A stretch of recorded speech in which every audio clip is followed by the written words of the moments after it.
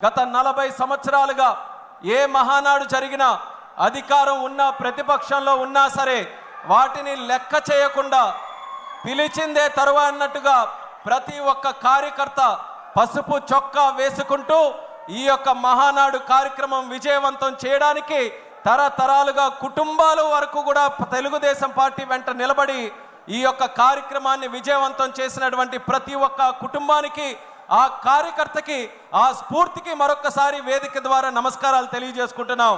అలాగే గత 12 సంవత్సరాలుగా నేను చూస్తున్నటువంటి మహానాడుల్లో కూడా అతి ముఖ్యమైనటువంటి కార్యక్రమంగా ఎంతో ఆసక్తిగా ఎదురు చూసే కార్యక్రమం ప్రతిపక్షంలో ఉన్నప్పుడు 2022లో ఒంగోలులో ఒక కార్యక్రమం చేస్తే ఆ మహానాడు ద్వారా కార్యకర్తలందరికీ కూడా ధైర్యం నింపి పంపించినటువంటిది మన మహానాడు కార్యక్రమం।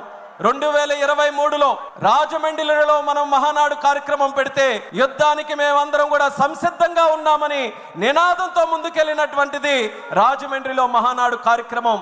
ఆ స్ఫూర్తితో కార్యకర్తలు నాయకులు పార్టీ అందరూ కూడా కష్టపడి ప్రజలతో మమేకమై దేశ చరిత్రలోనే ఎన్నడూ లేని విధంగా 94% స్ట్రైక్ రేట్తో ప్రభుత్వాన్ని ఎస్టాబ్లిష్ చేసినటువంటి ఏకైక రాష్ట్రం మన ఆంధ్రప్రదేశ్ రాష్ట్రంగా కీర్తించబడినటువంటి మన కార్యకర్తల తాలూకా సహకారం మరొకసారి గుర్తు చేస్తున్నాను। కడపలో మొట్టమొదటి మహానాడుగా కడప గడపకు పసుపు తోరణం కట్టి ఈరోజు ఎంతో వైభవంగా ఈ యొక్క కార్యక్రమాన్ని ముందుకు నడిపిస్తున్నాం।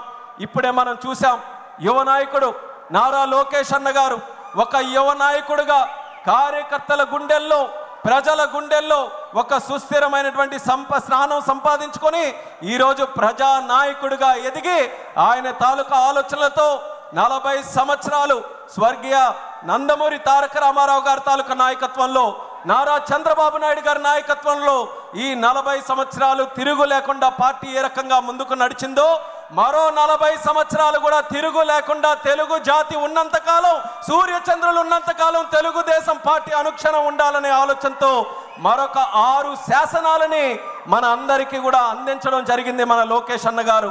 ఆ యొక్క శాసనాలని తీర్మాన రూపంలో ప్రవేశపెట్టి ప్రతి ఒక్క కార్యకర్తకి కూడా ఒక దశ నిర్దేశం చేసే విధంగా ఈ యొక్క మహానాడులో ఈ 6 తీర్మానాలు కూడా ముందుకు నడిపిస్తున్నాం।